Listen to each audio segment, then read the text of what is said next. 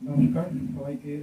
আমি দেবাশিস চক্রবর্তী। আমার Howrah district press ক্লাবের প্রেসিডেন্ট সঞ্জয় সিং কিছুক্ষণ আগে বলল, মানসিক শান্তি তো সবাই চায়। সেই মানসিক শান্তি চাইতেই আমাদের যে কাজকর্ম করা। আমার থেকে বড় বড় সিনিয়র সাংবাদিকরা এখানে রয়েছে, নীলাঞ্জনদা রয়েছে, সুজিতদা রয়েছেন, অভিজিৎদা রয়েছেন, সবাই রয়েছেন। ফলে মানুষের মানসিক শান্তি দেওয়া এবং মানসিক দিক যাতে বিকৃতি না হয় সেগুলো তুলে ধরাই আমাদের কাজ।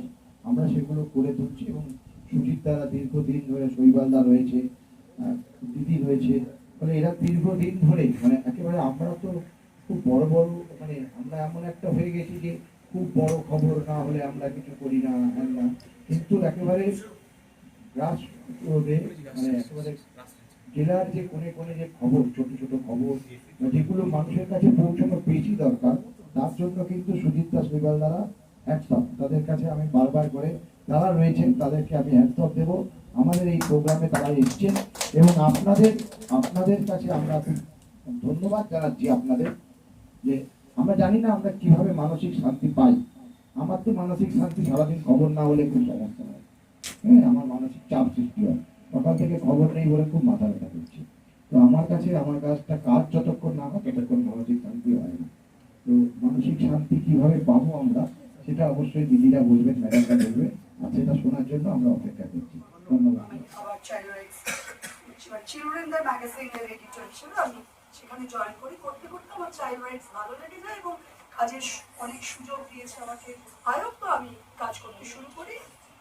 আর তখন আমার মূল জায়গাটা হচ্ছে কাজ করার চাইল্ড রাইটস এবং মিডিয়া অ্যাডভোকেসি।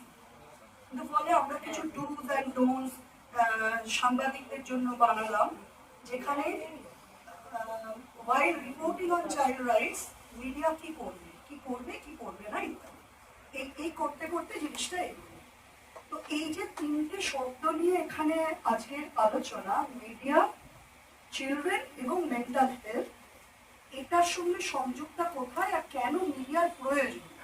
প্রথম না যখন সেন্সিটাইজেশন ছিল না, জার্নালিজমের সেন্সিটাইজেশন আর রাইটসের সেন্সিটাইজেশন না আলাদা। ছোটবেলা থেকে জার্নালিজম করলে আমাদের মনে হয় যে আমরা সবকিছু জানি, এটা এক, সে হতেই পারে, কেউ উৎপত্তি হতেই পারে। যেটা সবচেয়ে অসুবিধা হতে থাকে, কেউ যখন কোনো কিছু বলে না এটা করতে নেই, ওটা করতে হয়, খুব গায়ে লাগে। খালি মনে হয় কি মানে আমাদের যে সেন্স অফ ফ্রিডম আছে জার্নালিস্টের, সেটা কোথাও ক্ষত হচ্ছে। হ্যাঁ, এটা বলছে। আর এনজিও মানেই, সোশ্যাল সেক্টরে গেলাম মানেই আমরা ধরে নিই সব দুর্নীতিবাজ, সবাই পাচার করছে, সবাই টাকা পয়সা সাইফন করছে ইত্যাদি। এইখানে না এলে এই সেক্টরে সব জায়গায় দুর্নীতি আছে, সব জায়গায় ভালো আছে, মন্দ আছে, ফার্স্ট বয় ফার্স্ট গার্ল আছে, লাস্ট গার্ল আছে, সব জায়গায় সর্বত্র আছে। আমি নিজে অর্থনীতি স্টুডেন্ট, কিন্তু আজকে আমার সোশ্যাল সেক্টরের সঙ্গে মিডিয়া অ্যাডভোকেসি কাজ করতে করতে মনে হয় কেন আমি সোশিওলজিটা নিয়ে পড়লাম। কারণ আমার যেহেতু আমি একটু পড়াশোনায় ভালো ছিলাম, মানে সকল রেজাল্ট ভালো ছিল, আমার মনে হতো অর্থনীতি নিয়ে পড়লেই পৃথিবী বদলে দেওয়া যায়। কিন্তু আমি এখন দেখলাম যে গ্রাসরুট লেভেল থেকে কিভাবে একটা ডিমান্ড তৈরি হয়, সেই ডিমান্ডটা কিভাবে এনজিও মারফত বা যারা অ্যাক্টিভিস্ট তাদের মারফত সেটা একটা মতবাদে পরিণত হয়, অনেকের ডিমান্ড হয়, তখন সেটা বিধানসভায় যায়, পার্লামেন্টে যায়, তারপর সেটা আইন। একটা ছোট্ট আইনের উদাহরণ দিলেই আপনারা বুঝতে পারবেন। আমি মেন্টাল হেলথে আসছি, তার আগে চাইল্ড রাইটসের এবং মিডিয়ার জায়গাটা ক্লিয়ার করতে চাইছি। যেমন আপনারা দেখবেন পক্সো বলে এখন যে আইনটা রয়েছে, prevention protection of children sexual offences, অর্থাৎ বাচ্চাদের যে যৌন নির্যাতন থেকে বাচ্চাদের রক্ষা করা।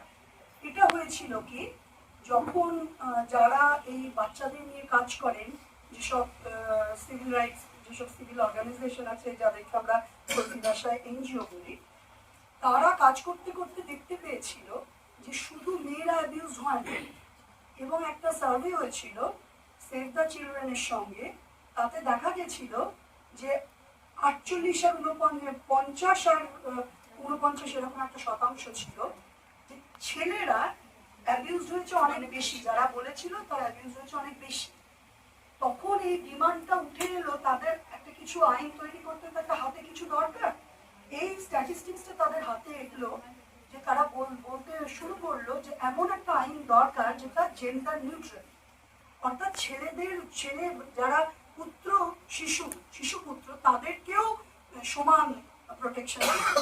তখন এই পক্সো আইনটি আসে, যে আইন নিয়ে দেখবেন যেটা আজকে প্রায় সর্বত্র, যে আইনে যদি সে আইনের মানে কারোর একটা যৌন নির্যাতন হয়েছে এবং সেটা কেউই যদি জানতে পারে এবং সেটা যদি না পুলিশকে জানায় তারও শাস্তির বিধান আছে সেখানে। এবং ছেলে মেয়ে দুজনকে একইভাবে দেখা হবে, সেখানে কিন্তু ছেলেদের মেয়েদের আলাদা করে নয়, যেখানে কিন্তু আমাদের সিআরপিসি এগুলো বলে।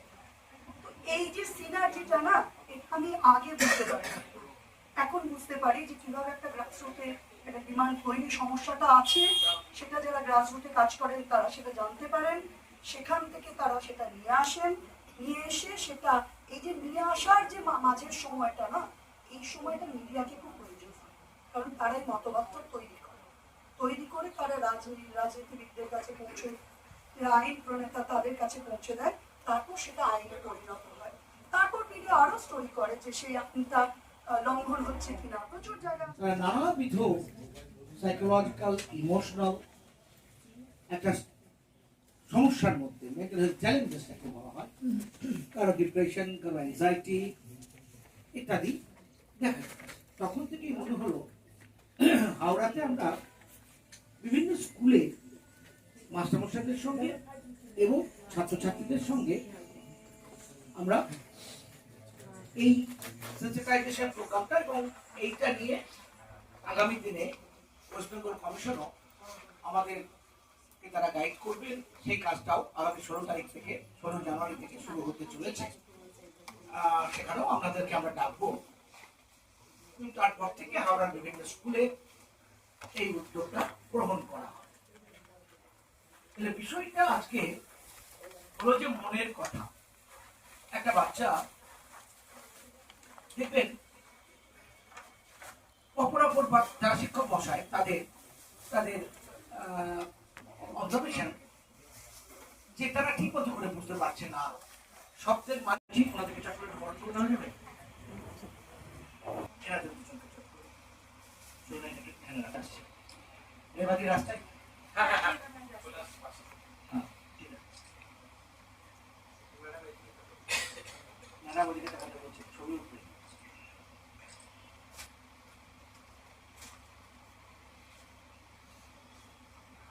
মোহাম্মদ চলে গেছেন তো।